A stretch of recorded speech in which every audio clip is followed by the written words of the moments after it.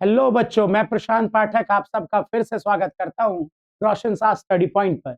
बच्चों, class 11 chapter supply पूर्ति और हम उसका पार्ट फर्स्ट कर चुके हैं और अब हमारा काम चलने वाला है आज पार्ट सेकंड पे। आओ देखो, जैसा कि आप सबको पता है कि पार्ट फर्स्ट में हमने exception of law of supply, पूर्ति के नियम के अपवाद तक पढ़ लिया था। और अब पूर्ति के नियम के अपवाद के बाद जो हमारा अगला इंपॉर्टेंट टॉपिक है वो है आपका, देखो जरा क्या, पूर्ति वक्र में संचलन। मतलब कुछ लोग संचलन बोलते हैं, कुछ लोग चलन बोलते हैं, और इसका एक और नाम भी है, उसकी तरफ भी आप ध्यान दे देना एक बार। देखो क्या है, पूर्ति वक्र पर चलन बोल दो आप, या फिर मैंने कहा आपको कि आप संचलन भी बोल सकते हो, और कुछ लोग इसको पूर्ति की मात्रा में परिवर्तन भी बोलते हैं। क्या है ये? देखो, बहुत सीधी सी बात होगी, बहुत सीधी सी बात। अगर वस्तु की कीमत में परिवर्तन आ गया और उस कीमत में परिवर्तन होने से वस्तु की पूर्ति की मात्रा में परिवर्तन होगा। मैं एक उदाहरण देता हूं, आप ज्यादा आसानी से समझ पाओगे। देखो जरा, सपोज करो प्राइस और क्वांटिटी, मात्रा, ठीक है, और वस्तु ले लेते हैं, यही पेन ले लेते हैं हम इस पेन के उत्पादक हैं, प्रोड्यूसर है हम इस पेन के, ठीक है। और मान लो कि वस्तु की कीमत, पेन की कीमत 10 रुपए थी और 10 रुपए पे हम 100 मात्रा की पूर्ति करने को तैयार थे।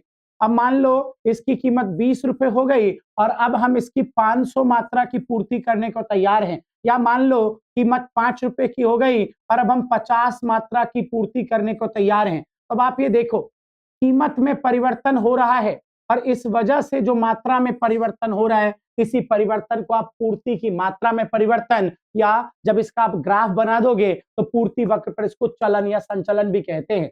आओ देखो क्या लिखा है, एक बार पढ़ भी लो आप।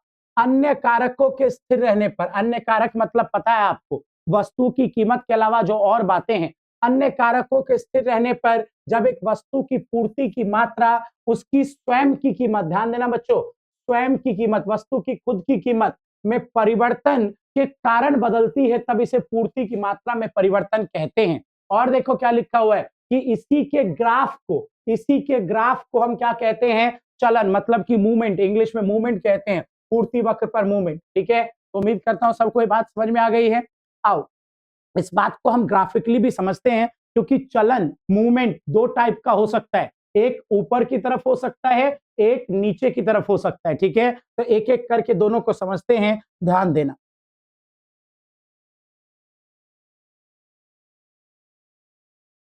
ये देखो, पहले आप यहाँ पे ध्यान दो, सबसे खास बात, अगर आपको ये ध्यान है तो सब सारा काम हो जाएगा। पूर्ति की मात्रा में परिवर्तन होने का कारण क्या है? कीमत में परिवर्तन, वस्तु की कीमत में परिवर्तन, और इसी के ग्राफ को क्या बोलते हैं? पूर्ति पर चलन बोलते हैं, ठीक है। अगर बेटा कीमत जो है बढ़ गई तो चलन कहाँ की तरफ होगा? तो किधर की तरफ मूवमेंट होगा? ऊपर की ओर होगा, ठीक है। और इसे पूर्ति का विस्तार भी बोला जाता है। अभी मैं ग्राफ में आपको ये दिखाऊंगा। और अगर बेटा कीमत कम हो गई, कीमत अगर कम हो गई बच्चों, तो क्या होगा? तो फिर चलन कहाँ की ओर होगा? नीचे की ओर चलन होगा, और इसको हम पूर्ति में संकुचन भी बोलते हैं। अगर आप इतनी सी बात समझ गए तो सब समझ जाओगे। मैं आपको ग्राफ भी दिखा देता हूं, एक बार देखो। अगर कीमत बढ़ गई, ये देखो, ये कीमत है, ये मात्रा है पूर्ति की, ये था पहले प्राइस और इतनी थी पूर्ति। जैसे ही कीमत बढ़ी, कीमत के बढ़ते ही क्या होगा? मात्रा भी बढ़ जाएगी, और आप देखो कहां की तरफ चलन कर गए आप, ऊपर की ओर। तो इसे ऊपर की ओर चलन या विस्तार कहते हैं। और ऐसा होता क्यों है बच्चों? कीमत के बढ़ने के कारण होता है ऐसा। और इसका विपरीत, इसका उल्टा भी आप समझ लो। अगर कीमत कम हो गई, ये देखो, अगर पहले ये था, ये थी कीमत, ये थी मात्रा, ठीक है। और अगर कीमत कम हो गई तो क्या होगा? अगर कीमत कम हो गई तो क्या होगा? तो चलन नीचे की तरफ होगा। ये देखा आपने, कीमत के कम होते मूवमेंट कहां की तरफ हो गया? नीचे की तरफ। तो नीचे की ओर चलन या संकुचन कहते हैं। अगर कोई इंग्लिश में सुन रहा है बच्चों, तो डाउनवर्ड मूवमेंट बोलते हैं इसको, या हम कॉन्ट्रैक्शन भी बोलते हैं इसको, ठीक है। बताओ ठीक हो? आओ मैं आपको इसका ग्राफ और डेफिनेशन ये सब दिखा देता हूं। आप यहीं पे इसका स्क्रीनशॉट कर लो एक बार, आपको समझने में आसानी होगी। देखो बच्चों, क्या लिखा है कि दो तरीकों से हो सकता है। पहले का नाम क्या है ना?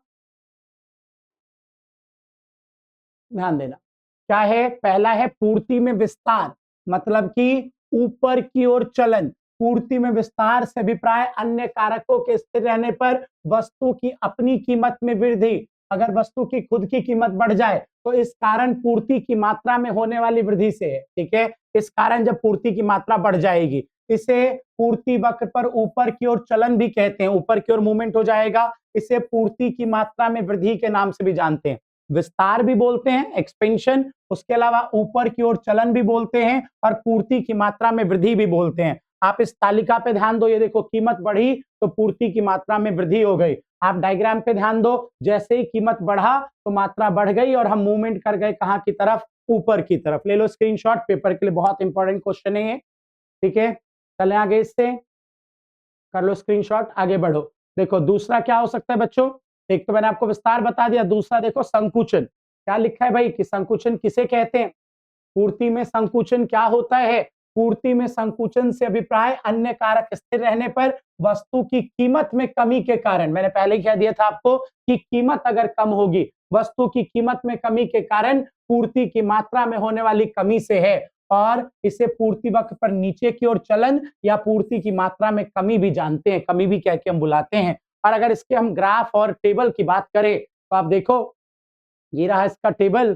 देखो आप, कीमत जैसे ही घटी, है ना, देखो जैसे ही कीमत कम हुई है, यहाँ पे कीमत के कम होते ही पूर्ति की मात्रा भी कम हो गई। और ग्राफ में देखो आप कि कीमत के कम होते ही आपकी पूर्ति संकुचित हो गई, आप नीचे की तरफ आपका मूवमेंट हो गया, नीचे की ओर आपका चलन हो गया। बताओ ठीक हो सब? कोई डाउट हो तो बताते रहना। मैं फिर कह रहा हूं कि आपके हर डाउट पे, आप हर बात जो कमेंट में लिख रहे हो उस पे हमारी नजर है। और जब हम वन शॉट लाएंगे पूरे सिलेबस का लास्ट में, तो उन बातों पे थोड़ा खास ध्यान देंगे जो आपकी समस्याएं होंगी। ठीक है, चलो ध्यान देना।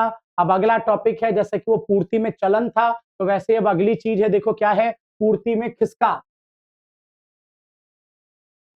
ठीक है, क्या नाम है टॉपिक का? पूर्ति में खिसकाव। ठीक है, इसको पूर्ति में परिवर्तन भी कहा जाता है। और देखो पीछे क्या था, चलन था, तो वो क्यों होता था? वस्तु की कीमत के बदलने पर और अन्य कारक स्थिर। और जब खिसकाव होगा, शिफ्टिंग होगी, तो ये क्यों होगा? कीमत स्थिर और अन्य कारकों में परिवर्तन। ध्यान दो, अन्य कारक को स्थिर मानते हुए पूर्ति वक्र की कीमत और अन्य वस्तुओं की पूर्ति की मात्रा के बीच के संबंध को दर्शाने के लिए बनाया जाता है। ये तो हमारा काम हो गया, ठीक है ना। परंतु अन्य कारक को शीघ्र या देर से परिवर्तन परिवर्तन होता ही है। अन्य कारक में किसी भी एक में परिवर्तन से पूर्ति वक्र में खिसकाव होता है। देखो क्या कह रहे हैं, कह रहे हैं जब अन्य कारक स्थिर रहेंगे तो चलन होगा, है ना, लेकिन जब अन्य कारक बदलेंगे, चाहे अभी बदले, बाद में बदले, कभी भी बदले, अगर अन्य कारकों में परिवर्तन होगा तो उसकी वजह से क्या होता है बच्चों? खिसकाव होता है। ठीक है, पूर्ति वक्र में खिसकाव, या दूसरा नाम पूर्ति की मात्रा में परिवर्तन। आओ दिखाओ, देखो मैं तुम्हें दिखाता हूं कि कितने तरीकों से पूर्ति वक्र में खिसकाव हो सकता है। देख रहे हो, दो तरीकों से हो सकता है। एक हो सकता है राइटवर्ड, सीधे हाथ की ओर खिसकाव, और एक हो सकता है लेफ्टवर्ड। एक एक करके दोनों को समझेंगे, ध्यान देना। ये रहा सबसे पहला आपका, पहले आप इस पे ध्यान दे दो थोड़ा सा, ये फ्लो चार्ट टाइप, मैं दोनों समझा देता हूं आपको। क्या है? पूर्ति में परिवर्तन। ठीक है, पीछे क्या था? पूर्ति की मात्रा में परिवर्तन। अभी क्या है? पूर्ति में परिवर्तन। क्यों होता है? कीमत के अतिरिक्त अन्य कारकों में परिवर्तन के कारण होता है।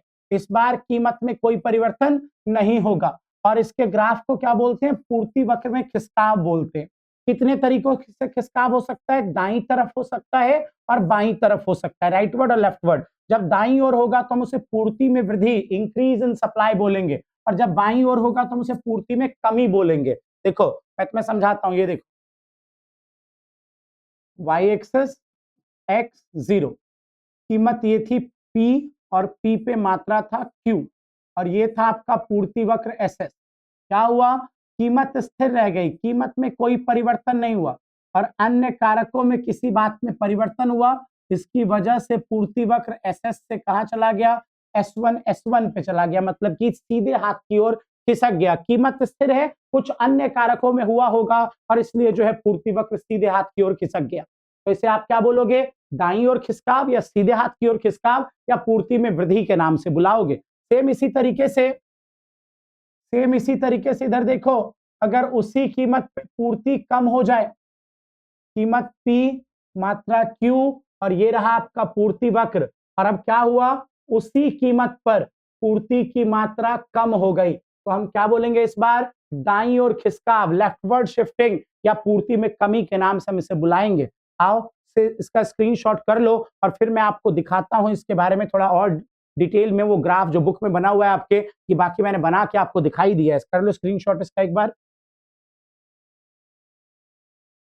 ये देखो, ये देखो बच्चों, पूर्ति में वृद्धि। अरे यार, इसका स्क्रीनशॉट तो तुमने कर लिया होगा ना, उम्मीद है। बता दूं?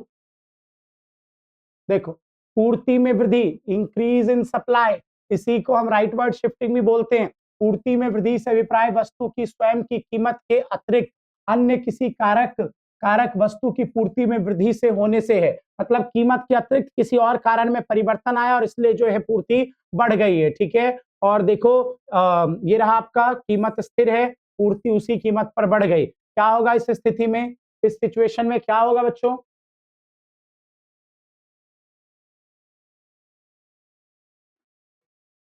देखो इस सिचुएशन में क्या हो रहा है, आपका पूर्ति वक्र कहां चला गया? राइटवर्ड, सीधे हाथ की तरफ चला गया आपका पूर्ति वक्र। ठीक है, सीधे हाथ की ओर आपका पूर्ति वक्र जो है वो शिफ्ट हो जाएगा, खिसक जाएगा। ध्यान देना एक बार इस बात पे सभी लोग। पूर्ति वक्र आपका कहां की तरफ खिसक गया है? सीधे हाथ की ओर, क्योंकि पूर्ति में वृद्धि हो गई है, इंक्रीज इन सप्लाई हो गया। चलो सेम इसी तरीके से दूसरा भी देख लो बच्चों आप, पूर्ति में कमी, पूर्ति में कमी, डिक्रीज इन सप्लाई। इस बार क्या होने वाला है, ध्यान देना, पूर्ति में कमी, डिक्रीज इन सप्लाई। पूर्ति में कमी से अभिप्राय वस्तु की स्वयं की कीमत के अतिरिक्त अन्य किसी भी कारक के कारण वस्तु की पूर्ति में कमी होने से है। मतलब कीमत के अलावा कुछ भी हुआ और उसकी वजह से पूर्ति कम हो गई। ठीक है, ये देखो, कीमत के अलावा कुछ हुआ होगा, पता नहीं क्या हुआ, और पूर्ति कम हो गई, तो डिक्रीज इन सप्लाई। और इसका ग्राफ कैसा बनेगा बच्चों? लेफ्टवर्ड, जैसा कि मैंने आपको पहले ही दिखा दिया।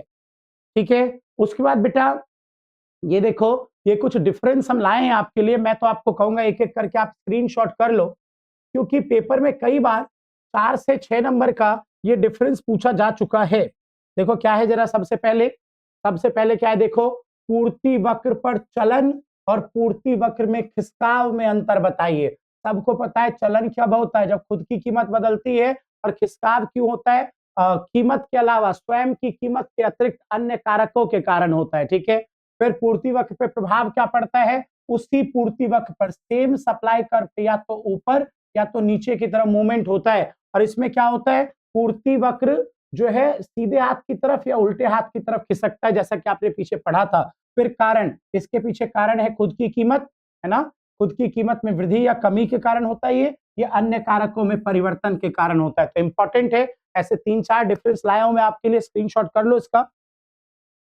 उसके बाद दूसरा देखो क्या है आपके पास, ये जो ऊपर आपने टॉपिक पढ़ा ना, पूर्ति में संचलन या चलन और पूर्ति में खिसकाव, तो वहीं से ये सारे डिफरेंस बने हैं। ये देखो क्या है, सेम वही ऊपर वाली बात है, बस नाम बदल के डाल दिया। आप सबको पता है कि पूर्ति में चलन को पूर्ति की मात्रा में परिवर्तन बोलते हैं, है ना, और पूर्ति में खिसकाव को पूर्ति में परिवर्तन बोलते हैं। तो उसी क्वेश्चन को इस तरीके से पूछ सकता है, वही आंसर यहाँ पे भी आएगा। आप स्क्रीनशॉट कर लो इसका भी।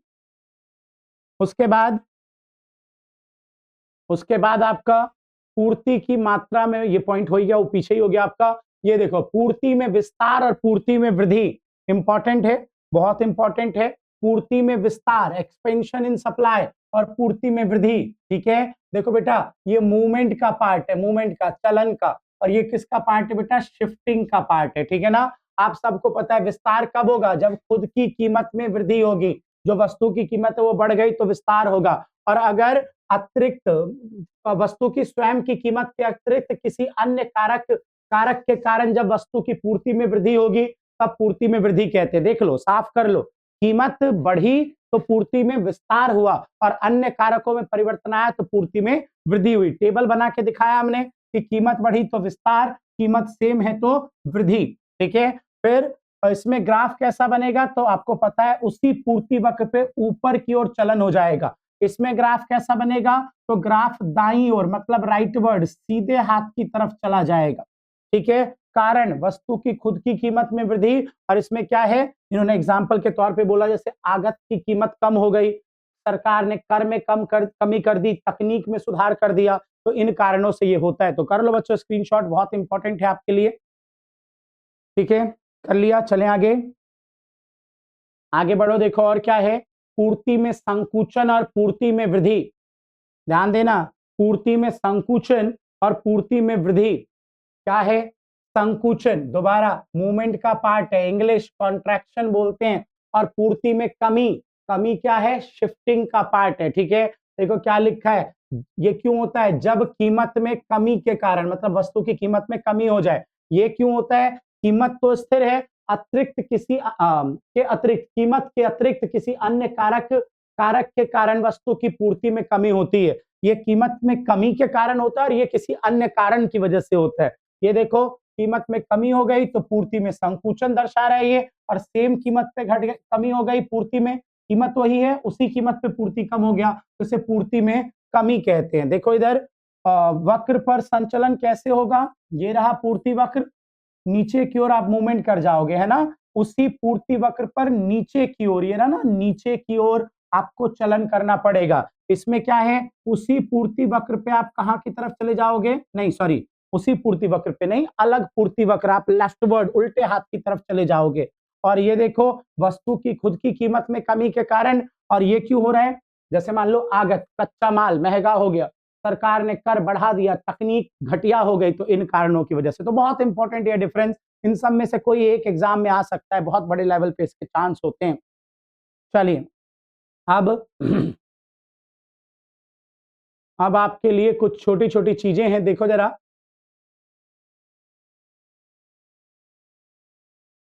जैसे है हमारे पास अन्य वस्तु की कीमत में परिवर्तन का क्या प्रभाव पड़ेगा? देखो क्या है, आपको पता है सबको, जैसे कि हम पीछे पढ़ रहे थे पिछली वीडियो में कि पूर्ति को प्रभावित करने वाले जो कारक हैं, तो उनमें से है अन्य वस्तु की कीमत में वृद्धि। आप बताओ, हमारी बात हुई थी ना, अगर अन्य वस्तु महंगा हो जाएगा तो इस वस्तु को जिसकी हम पूर्ति कर रहे हैं उसको बनाने वाले सारे उत्पादक, बल्कि हम भी अन्य वस्तु की पूर्ति करने चले जाएंगे, है ना, दूसरी चीज बनाना शुरू कर देंगे, तो नतीजा हमारी जो वस्तु हम बना रहे हैं उसकी पूर्ति क्या हो जाएगी?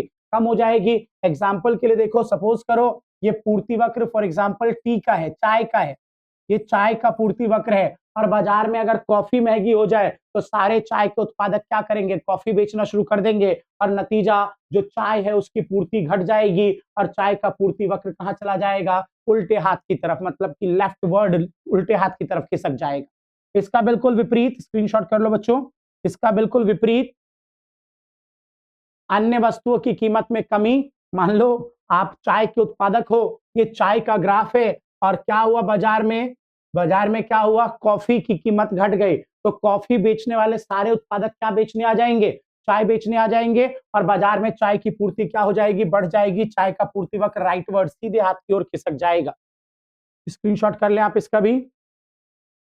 उसके बाद उत्पादन के साधन की कीमत में परिवर्तन। साधन मैंने बताया था ना आपको, फैक्टर ऑफ प्रोडक्शन, उत्पादन के कारक, साधन, फैक्टर, कच्चा माल। ठीक है, अब बताओ, उत्पादन की साधन की कीमत में वृद्धि, अगर साधन की कीमत बढ़ गई, महंगा हो गया कच्चा माल, तो आपके बनाने की लागत ज्यादा हो जाएगी, आपका लाभ कम हो जाएगा, और जब लाभ कम होगा तो आप पूर्ति कम करोगे, मतलब पूर्ति वक्र कहां की तरफ आ जाएगा? उल्टे हाथ की तरफ आ जाएगा। देख लो, उल्टे हाथ की ओर खिसक जाएगा। ठीक है, उसके बाद उत्पादन के साधनों की कीमत में कमी, अगर साधन सस्ता हो गया तो क्या होगा? तो देख लो क्या होगा, पूर्ति वक्र सीधे हाथ की तरफ, साधन सस्ता तो बनाने की लागत कम तो लाभ ज्यादा, और लाभ ज्यादा तो पूर्ति वक्र उल्टे हाथ से सीधे हाथ की तरफ, मतलब कि सीधे हाथ की तरफ जाएगा, पूर्ति में वृद्धि होगी, इंक्रीज इन सप्लाई होगा। उम्मीद करता हूं ठीक है सबको, यहां तक स्क्रीनशॉट करते चलना है, छोटे छोटे से टॉपिक है लेकिन 3-3 नंबर के एग्जाम में आते हैं। तकनीक की स्थिति में परिवर्तन, मान लो टेक्नोलॉजी में चेंज आया, क्या चेंज आया? मान लो टेक्नोलॉजी अच्छी हो गई, तकनीक अच्छी हो गई, आप मॉडर्न टेक्नोलॉजी ले आए, तो भैया तेजी में काम होगा ना, तो उसी उसी कीमत पर पूर्ति बढ़ जाएगी, सीधे हाथ की ओर खिसकाव हो जाएगा। ठीक है, और अगर तकनीक कैसी आ गई? अगर तकनीक आ गई घटिया, है ना, आउटडेटेड टेक्नोलॉजी, पुरानी तकनीक, तकनीक में अवनति, अवनति मतलब पुरानी तकनीक का आ जाना, तो क्या होगा? तो उसी कीमत पर पूर्ति कम कर देंगे हम, पूर्ति वक्र जो है वो कहां चला जाएगा? उल्टे हाथ की तरफ चला जाएगा। बोलो ठीक हो? स्क्रीनशॉट करते जा रहे हो, छोटे छोटे टॉपिक से हैं। उसके बाद कर की नीति में परिवर्तन देख लो। अगर सरकार टैक्स में चेंज करती है तो क्या होगा? कर में अगर सरकार ने वृद्धि कर दी, बताओ सरकार ने टैक्स बढ़ा दिया तो हमारे बनाने की लागत ज्यादा, हमारा लाभ कम, और लागत ज्यादा लाभ कम तो पूर्ति भी हम क्या करेंगे? कम करेंगे। पूर्ति वक्र कहाँ जाएगा? लेफ्टवर्ड, उल्टे हाथ की तरफ खिसक जाएगा। चलिए स्क्रीनशॉट कर लो इसको, आगे बढ़ते हैं। और देखो अगर सरकार टैक्स को कम कर दे, कर दर में सरकार कमी कर दे, कर दर में कमी को हम कहते हैं सरकार आर्थिक सहायता दे दे, तो क्या होगा? सरकार आर्थिक सहायता देगी तो उत्पादन करने की लागत कम तो लाभ ज्यादा, और लाभ ज्यादा तो हम क्या करेंगे? हम पूर्ति को बढ़ा देंगे। ठीक है, चलते रहो आगे। उसके बाद पूर्ति बढ़ा देंगे मतलब पूर्ति वक्र सीधे हाथ की तरफ आ जाएगा। ठीक है, ये बहुत इंपॉर्टेंट क्वेश्चन है, कई बार एग्जाम में पूछा जा चुका है कि पूर्ति वक्र में दाईं और बाईं ओर खिसकाव के कारण क्या है। सबसे पहले आप देखो कि पूर्ति वक्र दाईं ओर कब खिसकता है? दाईं मतलब राइटवर्ड अन्य कारकों की वजह से खिसकता है। क्या होगा अन्य कारक में? अदर प्राइस तो चुप रहेगा। देखो भैया, राइटवर्ड शिफ्टिंग तभी होगी, दाईं ओर पूर्ति वक्र तभी जाएगा जब कीमत, वस्तु की खुद की कीमत चुप रहेगी। अब अन्य कारक में क्या हो सकता है? देखो अभी जैसे पीछे हमने पढ़ा, अन्य वस्तु की कीमत कम हो जाएगी, अन्य वस्तु की कीमत कम तो उनके उत्पादक भी यहाँ आ गए, दाईं ओर सीधे हाथ की तरफ खिसक जाएगा। उत्पादन के साधन मतलब आगतों की कीमत में कमी, आगत की कीमत कम तो बनाने की लागत कम, लाभ ज्यादा, सीधे हाथ की तरफ आ जाएंगे। अच्छी तकनीक ले आए, सीधे हाथ की तरफ खिसक जाएगा। सरकार ने कर दर कम कर दिया तो ज्यादा लाभ होगा, सीधे हाथ की तरफ खिसक जाएगा। बिक्री अधिकतम करने का उद्देश्य, अगर उत्पादक का उद्देश्य है कि भैया हमें अपना सेल बढ़ाना है तो उसी प्राइस पे वो जो है ज्यादा पूर्ति करेंगे। फर्मों की संख्या में वृद्धि, अधिक उत्पादक आ गए, उस चीज के बिजनेस को करने वाले और भी उत्पादक आ गए तो उसी कीमत पर पूर्ति बढ़ जाएगी। भविष्य में कीमत घटने की संभावना, अगर आपको संभावना है कि यार जो मैं बेच रहा हूं वो भविष्य में सस्ता होने वाला है तो भैया बेच के खत्म कर यार, अभी तुरंत खत्म कर, आप अभी पूर्ति को बढ़ा दोगे। यातायात के संसाधन अच्छे हो जाए जहां पे आप बेचने जा रहे हो तो आप पूर्ति को बढ़ा दोगे। तो दाईं ओर खिसकाव के कारण 3 नंबर का वेरी वेरी इंपॉर्टेंट क्वेश्चन है, कई बार 3 नंबर में पूछ लेते हैं कि कोई 3 कारण बताओ जिससे पूर्ति वक्र दाईं ओर मतलब सीधे हाथ की ओर शिफ्ट हो जाता है। तो 3 क्या, हमने 8 कारण आपको बता दिए। अरे वस्तु की कीमत के अलावा अन्य कारकों में परिवर्तन होता है तो ऐसा होता है। ठीक है, स्क्रीनशॉट कर लो, इंपॉर्टेंट है। कर लिया, चलूं आगे। चलिए देखिए क्या है आगे आपके पास। ये लो भाई, पूर्ति वक्र बाईं ओर क्यों खिसकता है? दाईं ओर तो समझ लिया, बाईं ओर लेफ्टवर्ड क्यों जाता है? वस्तु की कीमत, खुद की कीमत चुप, खुद की कीमत में कोई परिवर्तन नहीं, अन्य कारकों में परिवर्तन। जैसे क्या? अन्य वस्तु की कीमत बढ़ गई है ना, तो अन्य वस्तु की कीमत बढ़ गई तो लाभ वहां है ना, तो सारे उत्पादक भाग जाएंगे यहाँ से, पूर्ति कम। ठीक है, साधनों की कीमत, आगत की कीमत महंगी हो गई तो लाभ कम तो हम पूर्ति कम करेंगे। ठीक है, तकनीक पुरानी हो गई है तो अब बनाने की लागत ज्यादा आ रही है, लाभ कम होने वाला है तो हम पूर्ति कम करेंगे। सरकार ने कर दर में वृद्धि कर दी है, उसके अलावा उत्पादक का उद्देश्य है लाभ कमाना तो वो इंतजार करेगा कि कीमत बढ़ेगी तभी मैं बेचूंगा, क्योंकि लाभ तो तभी है इसलिए वो पूर्ति कम कर देगा। फर्मों की संख्या कम हो गई, भविष्य में कीमत के बढ़ने की संभावना है, और यातायात के संसाधन अच्छे हैं नहीं जहां हमें जाना है बेचने के लिए, तो इस केस में हम पूर्ति में क्या करेंगे? उल्टे हाथ की ओर पूर्ति वक्र में खिसकाव कर देंगे। चलिए, तो ये पूर्ति का चैप्टर था। और अब इसी चैप्टर में देखो यार, इसी चैप्टर में टॉपिक जुड़ा हुआ है कि भाई पूर्ति की लोच को भी समझाइए। तो आओ देखो पूर्ति की लोच में क्या क्या है, ध्यान देना सभी लोग। पूर्ति की कीमत लोच, आपको सबसे पहले तो ये पता होना चाहिए कि जो हमें लोच पढ़ना है, लोच इंग्लिश इलास्टिसिटी, हमें जो इलास्टिसिटी पढ़नी है वो कौन सी पढ़नी है? कीमत लोच, है ना। तो पूर्ति की कीमत लोच, प्राइस इलास्टिसिटी ऑफ सप्लाई, ये क्या बताता है? पहले भी बात हुई है डिमांड वाले चैप्टर में, क्या होता है इलास्टिसिटी ऑफ डिमांड, तो सेम वैसे ही क्या होता है इलास्टिसिटी ऑफ सप्लाई। बच्चों देखो, जब वस्तु को उसकी कीमत में परिवर्तन के कारण, जैसे मान लो किसी वस्तु की कीमत है, उसमें 10% का परिवर्तन आया तो उसकी वजह से उसकी पूर्ति में भी परिवर्तन आएगा, तो आप पूर्ति का भी प्रतिशत परिवर्तन निकाल लो और इन्हीं दोनों के अनुपात को आप नाम देते हो पूर्ति की कीमत लोच। अब बात को समझो, कीमत बदलेगी तो पूर्ति बदलेगी, ये सही है ना, कीमत बदलने से सप्लाई बदलता है, तो कीमत में जितना प्रतिशत परिवर्तन आया और उसकी वजह से पूर्ति में जो प्रतिशत परिवर्तन आया, परसेंटेज चेंज, इन्हीं दोनों के रिलेशन को, संबंध को आप नाम देते हो किस चीज का? पूर्ति की कीमत लोच का। ठीक है, देखो जरा क्या लिखा हुआ है। देखो क्या लिखा हुआ है, पूर्ति की कीमत लोच एक वस्तु की कीमत में परिवर्तन के फलस्वरूप वस्तु की पूर्ति में सापेक्षिक परिवर्तन की श्रेणी से होता है। मतलब बहुत सीधी बात ना, इतनी गंदी भाषा में मत जाओ, सरल भाषा में चले जाओ आप कि भाई वस्तु की कीमत में जब प्रतिशत परिवर्तन होगा तो उसकी वजह से वस्तु की पूर्ति में जो प्रतिशत परिवर्तन हो रहा है, उन्हीं दोनों के संबंध को हम पूर्ति की कीमत लोच कहते हैं। तो ये परिभाषा है आपकी। और अब पूर्ति की कीमत लोच की प्रतिशत विधि, क्योंकि हमारा सिलेबस हमें परसेंटेज मेथड, जिसको कुछ लोग प्रोपोर्शनेट अनुपातित विधि भी कहते हैं, तो इसके बारे में हम पढ़ेंगे। तो क्या कहता है इसका फॉर्मूला, जरा ध्यान देना। ये है आपका इसका फॉर्मूला। देखो क्या कह रहा है इसका फॉर्मूला, कह रहा है भाई पूर्ति की कीमत लोच निकालनी है तो पहले तो ये देख लो इसको दर्शाते किससे हैं, ईएस से, ईएस। और क्या है फॉर्मूला, तो ऊपर डालना है पूर्ति की मात्रा में प्रतिशत परिवर्तन और नीचे डालना है कीमत में प्रतिशत परिवर्तन। ठीक है भाई, कीमत में प्रतिशत परिवर्तन की वजह से कितना प्रतिशत परिवर्तन मात्रा में आया, दोनों के अनुपात को पूर्ति की कीमत लोच कहते हैं। जरा ध्यान देना बच्चों, इस तरीके से आप प्रतिशत परिवर्तन निकालोगे, किसमें, मात्रा में। क्या है ये तरीका, delta Q upon Q1 into 100। Delta Q का मतलब है मात्रा में परिवर्तन, बटे में Q1 मतलब प्रारंभिक मात्रा इंटू 100। ऐसा करने से आपको पूर्ति की मात्रा में प्रतिशत परिवर्तन पता चलेगा। और फिर ऐसे ही आप कीमत में भी प्रतिशत परिवर्तन निकालोगे, delta P upon P1 into 100। ठीक है, और जैसे ही दोनों का आप अनुपात निकालोगे तो अनुपात निकालते ही हम कह देंगे भैया इलास्टिसिटी ऑफ सप्लाई हमें मिल गया। ठीक है, कुछ लोग इसी फॉर्मूले को थोड़ा ऐसे भी लिखते हैं, मैं आपको दिखा देता हूं इस तरीके से। देखो जरा, हमें पता है कि क्या क्या है, हमें पता है कि ऊपर है मात्रा में प्रतिशत परिवर्तन, delta Q upon Q into 100, और बटे में क्या है, कीमत में प्रतिशत परिवर्तन, delta P upon P into 100।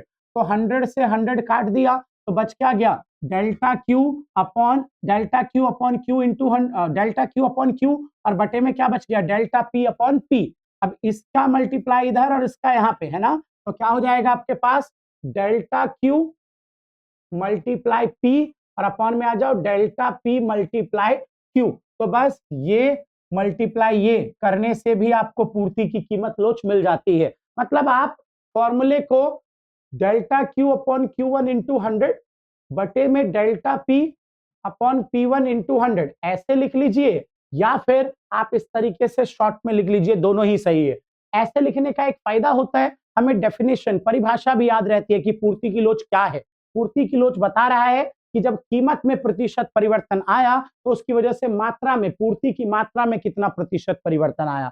तो दोनों में से किसी भी फॉर्मूले का आप उपयोग कर सकते हैं। ठीक है, चलिए उसके बाद पहले आप ये समझिए, यहाँ पे एक छोटा सा न्यूमेरिकल क्वेश्चन लेके समझाया भी गया हमारे थ्रू। देखो क्या है जरा, कहता है मान लो एक फर्म 10 रुपए प्रति इकाई की कीमत पर एक वस्तु की 50 इकाई की पूर्ति करती है। आप साइड में लिख लो भाई साहब कि भैया प्राइस था 10 रुपए, तो हम पूर्ति कितने मात्रा की करते थे, 50 की करते थे। आगे देखो, जब कीमत बढ़कर 12 रुपए हो गई तो फर्म ने इसकी पूर्ति बढ़ाकर 70 कर दी। जैसे ही कीमत 12 हो गया तो फर्म ने इसकी पूर्ति कर दी 70।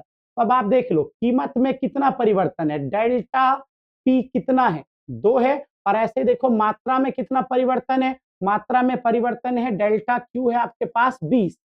ठीक है, फॉर्मूले में पहुंचो, देखो फॉर्मूला क्या है, फटाफट लगा दो। ये देखो सॉल्व कर भी रखा है, मैं तुम्हारे लिए कर भी दे रहा हूं। ऊपर डालना है आपको डेल्टा क्यू बाई क्यू, मतलब कि डेल्टा क्यू क्या था 20, अपॉन में प्रारंभिक मात्रा क्या थी 50 इंटू में 100, और बटे में डालना है delta P by P, delta P 2 बटे में प्रारंभिक कीमत 10 इंटू 100।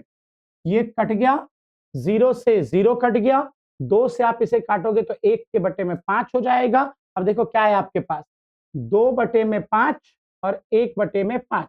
आपको पता है इसकी गुना यहाँ पे और इसकी यहाँ पे, तो ये क्या बन जाएगा, 2 मल्टीप्लाई 5 डिवाइड बाय 1 मल्टीप्लाई 5।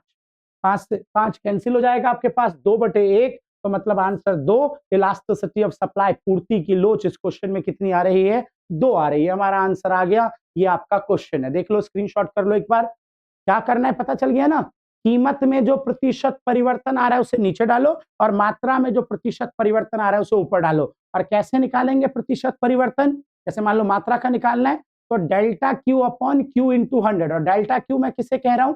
मात्रा के परिवर्तन को। जैसे मेरे इस एग्जाम्पल में मात्रा पहले 50 थी और बढ़ के 70 हो गई तो 20 का परिवर्तन आया।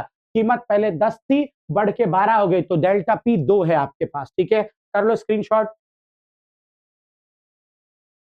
चलिए, अब आपको ध्यान देना चाहिए कि पूर्ति की लोच के प्रकार कितने होते हैं, कितने तरीकों का इलास्टिसिटी ऑफ सप्लाई होता है। तो सबसे पहला है बच्चों पूर्णतः लोचदार पूर्ति, परफेक्टली इलास्टिक सप्लाई।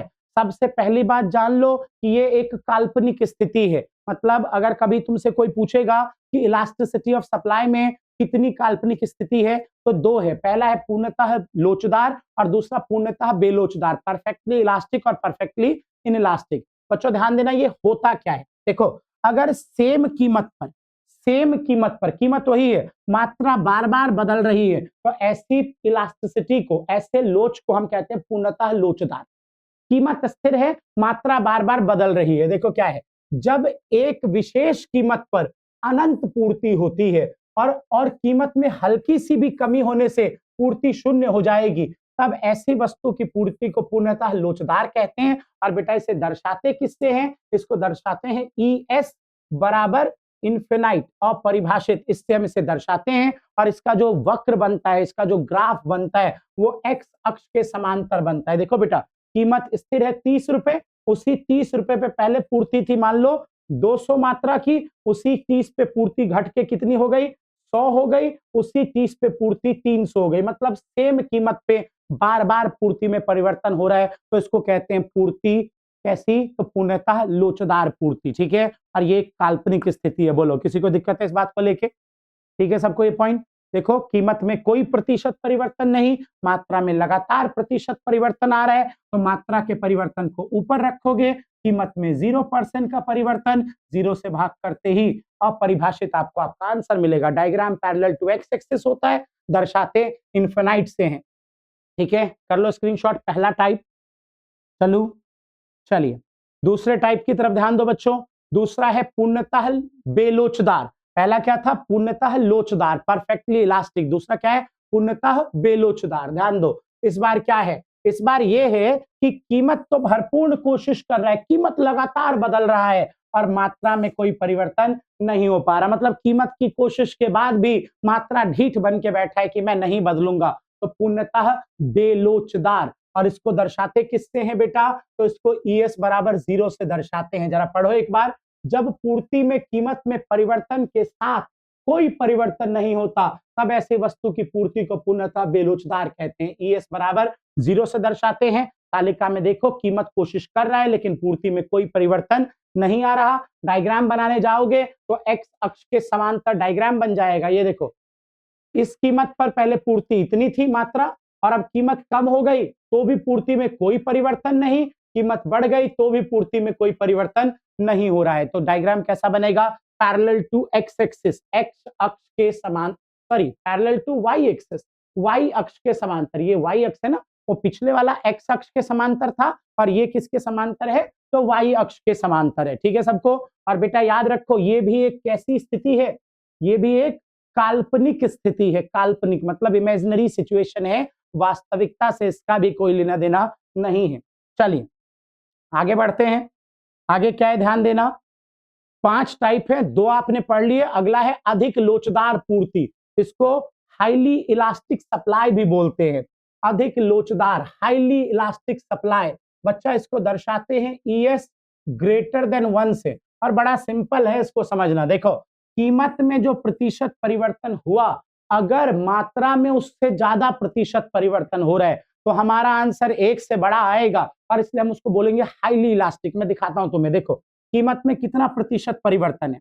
मात्रा कीमत में परिवर्तन 5, प्रारंभिक कीमत 10, इंटू में 100, 0 से 0 कैंसिल, 50%। कीमत में 50% का परिवर्तन मात्रा में निकालो बच्चों।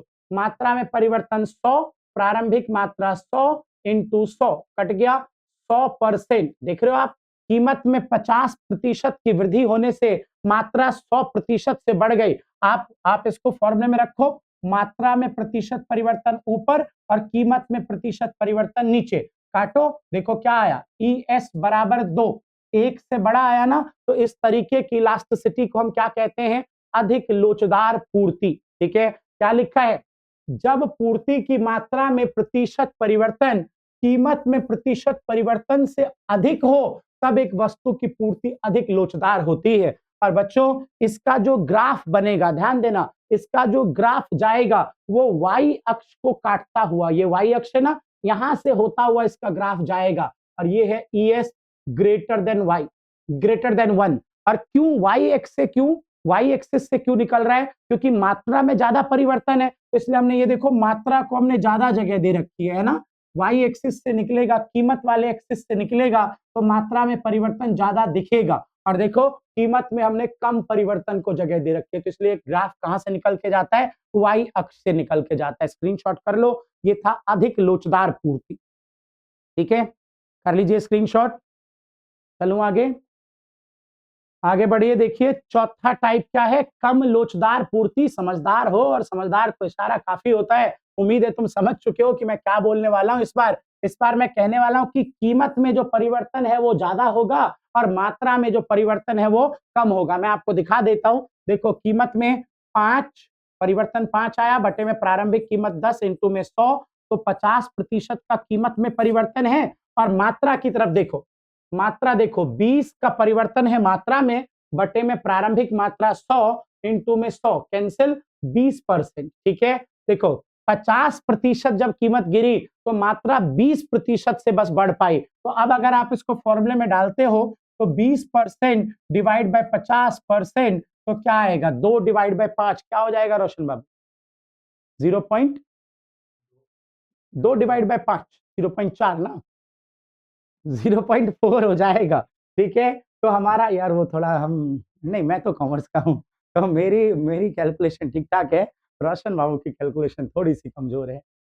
0.4 बन गया हमारे पास, तो इलास्टिसिटी यहाँ पे हमारे पास 0.4 आ गई है। ठीक है, ऐसा कुछ नहीं है, कभी रोशन से अकेले मैथ्स में भिड़ के देखो, धज्जियां उड़ा देगा। ऐसे ही है ना, हाँ हाँ झूठे। ठीक है, चलिए बच्चा पार्टी, तो ये आपका 0.4 आ गया इलास्टिसिटी ऑफ सप्लाई। और देखो आंसर 1 से कम आया है, 1 से कम आंसर आया है, तो इसलिए हमने इसको क्या नाम दिया, कम लोचदार पूर्ति। ठीक है, इस बार जो ग्राफ निकलेगा वो कहां से निकलेगा, मात्रा वाले एक्सिस से निकलेगा, क्योंकि कीमत में परिवर्तन ज्यादा है। तो पिछली बार कहां से निकला था, कीमत वाले एक्सिस से, यहां से है ना, जब अधिक लोचदार था तो कीमत में कम परिवर्तन दिखाना था तो y एक्सिस से, और जब जब कम लोचदार है तो कीमत में ज्यादा परिवर्तन दिखाना है तो x एक्सिस से। आओ पढ़ो, देखो क्या लिखा है। अच्छा, इसको दर्शाएंगे कैसे, ES लेस देन 1, पढ़ लो एक बार। जब पूर्ति की मात्रा में प्रतिशत परिवर्तन कीमत में प्रतिशत परिवर्तन से कम होती है, तब ऐसी वस्तु की पूर्ति कम लोचदार कहलाती है। सुन लिया आपने, मात्रा में प्रतिशत परिवर्तन कम और कीमत में प्रतिशत परिवर्तन ज्यादा, तो कम लोचदार। और ग्राफ कहां से जा रहा है, एक्स एक्सिस से होके जाएगा।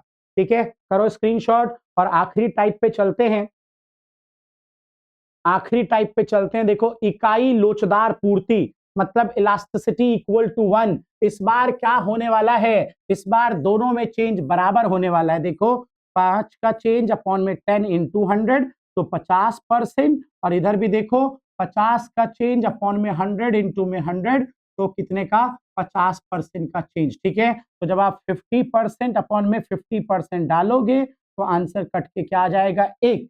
तो इसको हम कहते हैं इकाई के बराबर लोचदार। इसको दर्शाते किससे हैं, इसको दर्शाते हैं ES बराबर 1 से। और इसका डायग्राम कहां से जाएगा, ना Y से ना X से, एक है ना, दोनों के पास बराबर जगह छोड़नी है, तो बिल्कुल ओरिजिन, मूल बिंदु कहते हैं हिंदी में, तो मूल बिंदु से होता हुआ इसका ग्राफ चला जाएगा, ES बराबर 1। पढ़ लो एक बार।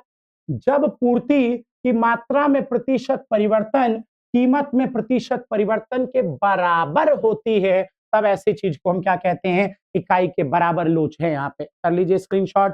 5 टाइप थे, पांचों मैंने आपको बता दिए हैं। एक चीज और दिखाऊं आपको मैं, पांचों आपने देख तो लिए, लेकिन एक बार ये देख लो कि अगर ES पूर्णतः लोचदार है तो डायग्राम कैसा बनता है, एक्स एक्सिस के समांतर, है ना। अगर ES पूर्णतः बेलोचदार है तो डायग्राम कैसा बनता है, वाई एक्सिस के समांतर, ठीक है, वाई के समांतर। अगर ES इज इक्वल टू 1 है तो अभी आपने देखा कहां से जाता है डायग्राम, ओरिजिन से पास होता हुआ जाता है, ये ES बराबर 1 है। अगर ES ग्रेटर देन 1 है, ग्रेटर देन 1 मतलब इकाई से अधिक, तो इसमें पूर्ति में ज्यादा परिवर्तन दिखाना है। तो देखो ये प्राइस वाला एक्सिस होता है, ये कीमत वाला, तो ज्यादा परिवर्तन किसमें दिखाना है, मात्रा में, तो कीमत वाले एक्सिस से होता हुआ चला जाएगा। ये ES ग्रेटर देन 1 है।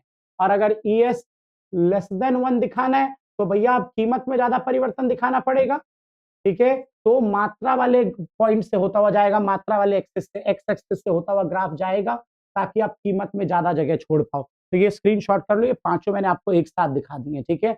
ये है मात्रा, मात्रा, मात्रा, इधर भी मात्रा, इधर कीमत, है ना। ये लिखते हो ना आप, एक्स एक्सिस पे लिखते हो मात्रा और वाई पे लिखते हो कीमत।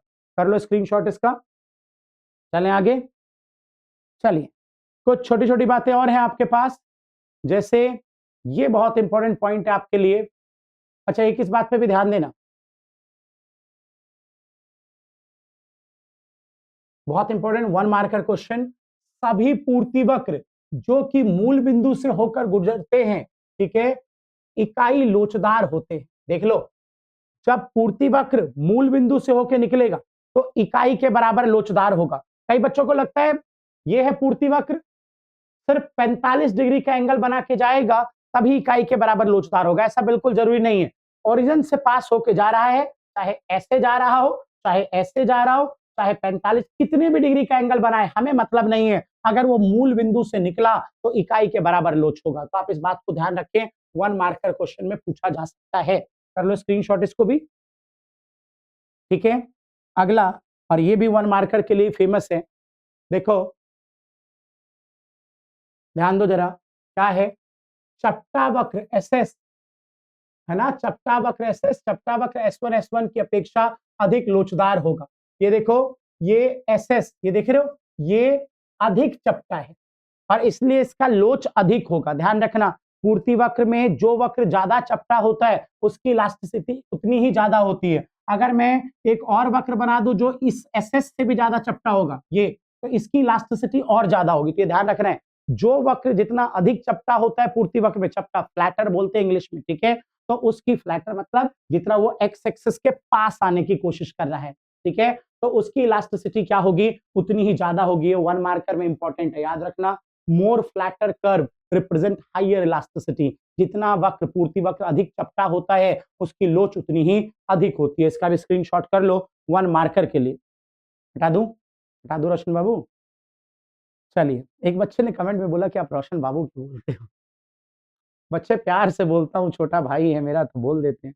तुम मना करोगे तो नहीं बोलेंगे, भाई भाई के प्यार में दरार डालोगे तो डाल दो। चलो,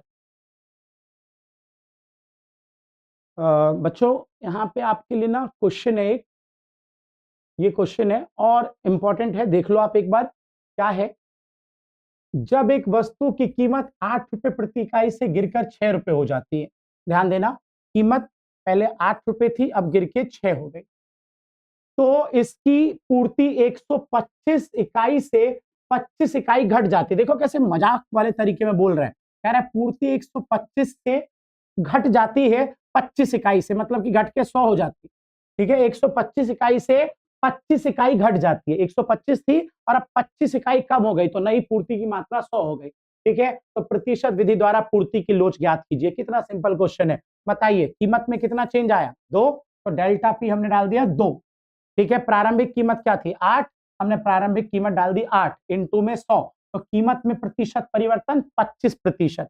इधर आ जाओ, मात्रा में कितना परिवर्तन है, 25, प्रारंभिक मात्रा कितनी है 125 इंटू में 100, तो मात्रा में प्रतिशत परिवर्तन आ गया कितना, 20। फॉर्मूला क्या था, पूर्ति की मात्रा में प्रतिशत परिवर्तन बटे में कीमत में प्रतिशत परिवर्तन, तो मात्रा में है 20%, कीमत में है 25, और 20 डिवाइड बाय 25 0.8, इकाई से कम लोचदार पूर्ति आ गई 0.8। लास्ट में लिख देना है कि पूर्ति कम लोचदार है क्योंकि ES 1 से कम है। ये देख लो, अच्छा क्वेश्चन है, स्क्रीनशॉट कर लो। उसके बाद जय माता दी। उसके बाद जय माता दी पढ़ते रहिए, बढ़ते रहिए और शेयर करिए और एक बार कमेंट में बता दीजिए कि नेक्स्ट कौन-सा चैप्टर चाहिए आपको। पहले माइक्रो कंप्लीट कर लें या स्टैटिक्स, जो ज़्यादा बोलेगा उस पे काम करेंगे। ज़्यादा वोट अगर माइक्रो के लिए आए तो पहले माइक्रो के बचे हुए चैप्टर पूरे करेंगे और अगर आपने कहा स्टैटिक्स तो फिर वो कर लेंगे। चलिए जय श्री राम, पढ़ते रहिए, बढ़ते रहिए।